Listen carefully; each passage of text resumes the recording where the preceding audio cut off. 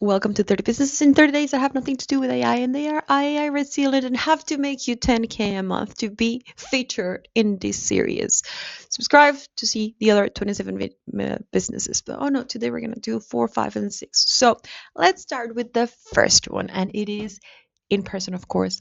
Retreats. I know you're gonna be like, wait, what? I have to organize a big retreat and that's so expensive. Wait a minute. First, let's look at the market. The market of retreats, just in wellness retreats, has grown exponentially, but that's not what we are aiming. There is one statistic here that says that 81% of people say purposeful travel matters to them. So just 2% travel without intention at all. So the whole retreat, not only around wellness, is growing way faster. And hear me out. I know you're gonna be like, wait, what? I have to go somewhere, destination, and hire and book places and then sell it and then sell it. Yes, if you do it that way, it's gonna be crazy. But you can start. And these are businesses that you can start like this week if you want to. First of all, you can start where your location is at, no matter what it is. If it's in the middle of a farmland, it's a retreat location. If you're in the middle of a city, it could be a great retreat location because then you actually have access to so many people interested in doing that. It could be in your apartment, it can be in a hotel, it can be in whatever. The location can be anything. You just have to make it an experience. That's number one. And before you actually sell, you don't have to pay a book. You just have to understand and estimate the costs of hosting whatever is going to be a retreat, 5 to 10 people. But then we have to go through the numbers and how many retreats you're going to launch every month, how you're going to run them, and what is going to be your profit basically. So let's talk about location wise. Location wise, don't book anything and don't think about you traveling anywhere else. Think about where you live at. I live in the freaking farmland in this country. It is attractive.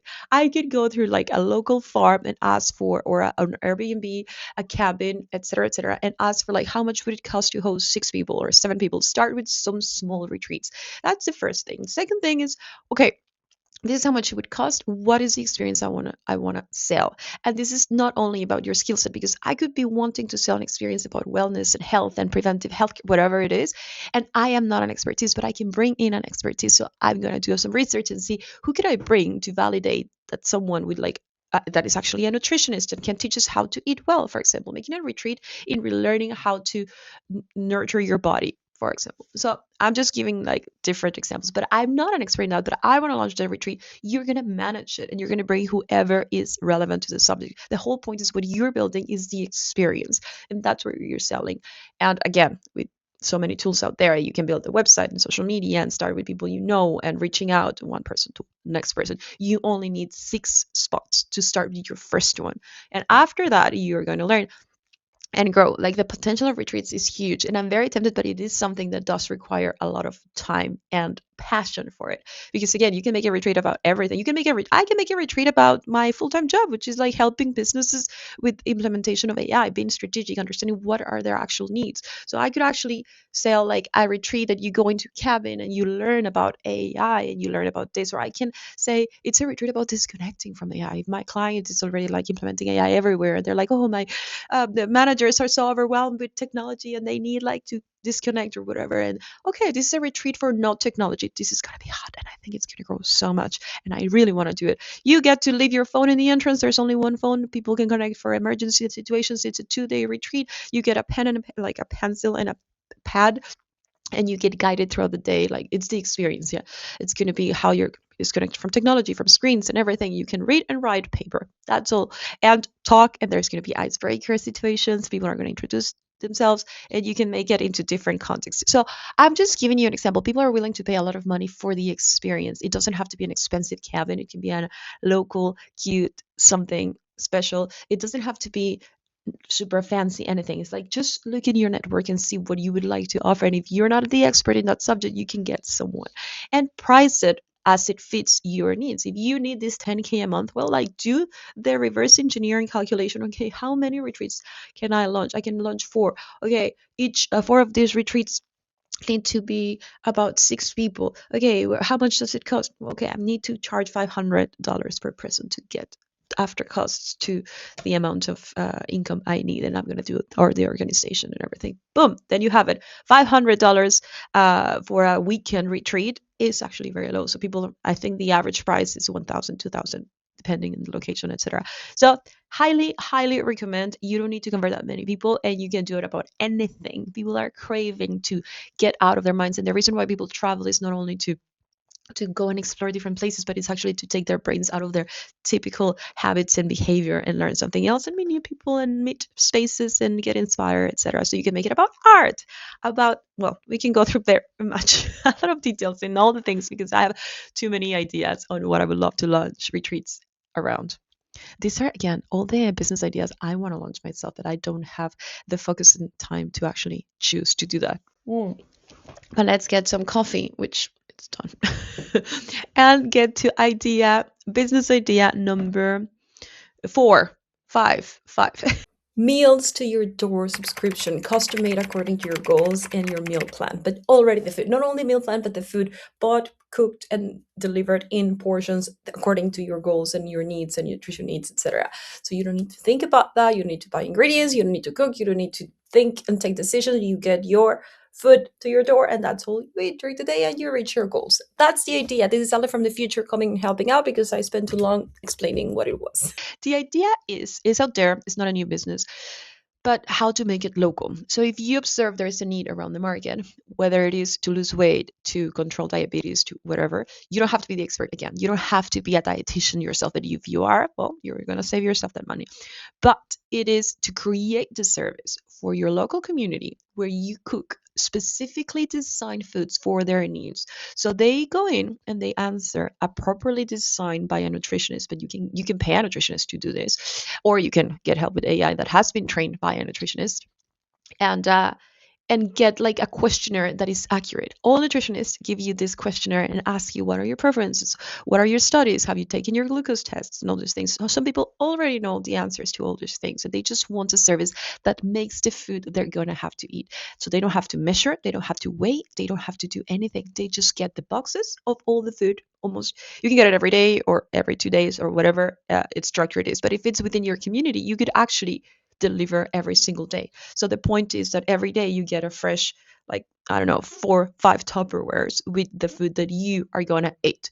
I, like, personally, I've been struggling a lot with like eating consistently nutritious food. For me, different from my kids, different from my husband. And it is a struggle. I might, in the moments that I really want to like lose weight, get fit, or get strong, or whatever, I might just pay for someone to make their ready to eat foods. And like, you save the mess, you save the thinking process, you save the being tempted by like, oh, some sweets there. You save the having to go to the grocery store and buy stuff and waste 20% of it because it goes bad. Sometimes I don't waste food, but I've seen a lot of people, and I know the statistics is like 30% of food you buy, you end up wasting. Anyways, you save actually a lot.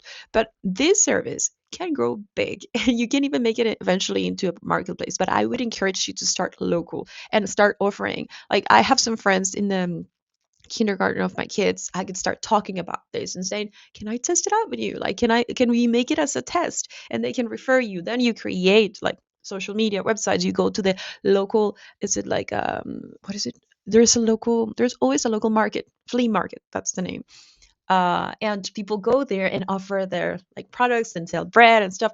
But like, buy a stand, it doesn't cost more than like $50 or $20. I don't know how much it costs, but here it's very cheap. And there's so many people from the neighborhood coming in those 2 days of the flea market, and you can just show, hey, I make these custom made meal plans. There is so many business ideas around food if that's your thing, but they're going to come later in separate videos. So go and subscribe to make sure you follow also those 24 missing business ideas that are coming. But now this is something for any pet lover, especially dogs and cats. But anyone who owns a dog and cat knows that you need to groom them. Either you bathe them or shower them at home every week, hopefully. But you have to take care of their nails and cut their nails and cut their hair and like brush their hair off depending on the breed, etc. And this is a business idea that doesn't require more than you. Like, you don't even have to have a van or a space to do that or anything. You can just have your bag with your shampoo, comb, and nail cutter. That's all you need. And if you in and pet treats. You can even add on and create some like pet cookies that they like, and you can sell it to the owner, etc. But anyways, if you sell and tell the owner, hey, instead of you having to drive to the mall to do this and that, I can come over to your place. Again, if you see in your neighborhood that there is like 50 dogs, okay, there is 50 dogs in my neighborhood, it's nearby. So my point in being local and serving your own communities, because it brings connection, it makes you not have to commute much or not have to depend on having a car or have or taking the bus, etc. Or your neighborhood, like the neighborhood next to your own neighborhood, that could work as well. So if you see there's an opportunity there, it is way more valuable for your life quality. That is something nearby, just because you're connecting with neighbors, you're connecting with people nearby, you're not spending time in the commuting, which is exhausting, and you're serving the needs around you. So that would be the generalized like observation or advice for starting businesses that are AI proof. Look around, talk to your neighbors, and see what they complain about, and something you might be able to solve, even if you're not an expert in. So for pet grooming, you don't need to be an expert in, you just need to learn. You can YouTube and search and find how to groom a specific dog, and you can ask them how they like it, and they can share pictures. There's types of dogs that they don't need to be like, their hair doesn't need to be cut, but they need to be combed and cleaned, and they have hairs or they're wrinkled, whatever. We're not going to go into details. I do like dogs, as you can see. I know a bit about them, but within the service, it can be extended to different things, whether it's walking them or whatever. But just checking on them, cleaning them, showering them. You can use their own like house to shower them or clean them, and you just give the service, and leave. This is something that I know a lot of people that love dogs, they could be doing and earning more than an office job. It makes you stay on your feet. It makes you interact with people and animals, which is super good for your health and happiness. And you make money, and you actually give a service to your community. So this is something I really love. And I think if you are like a fanatic and loving animals in general, this is like a perfect job for you. But anyways, let's get to the next. I don't know how many. Yeah, again, I said it many times. Make sure you subscribe and follow in comment section. If you don't like this businesses, comment why you don't like them. Please don't do this. Put like the freaking video, save it for later. Let me know about your like ideas in these three different types. It can be around food or the retreats or the pets. There's many more coming on those subjects as well, but these are just starting points, and all these business are for you to think about in how you can analyze them retroactively from what I said, reverse engineer from what is the amount of money you actually need. And it's a business and something that makes you connect, healthy, move, and it makes you happier instead of having to be behind a computer the whole time. Just saying.